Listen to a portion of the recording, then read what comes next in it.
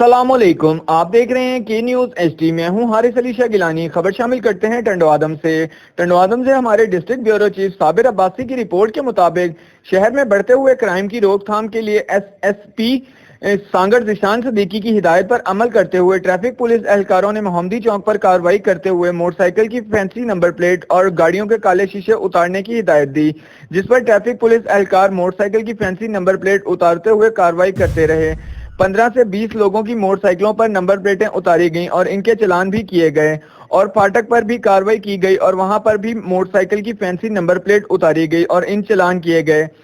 गाड़ियों के शीशे भी काले शीशे भी उतारे जाते रहे ताकि शहरों में बढ़ती हुई क्राइम वारदातों में रोकथाम की जा सके।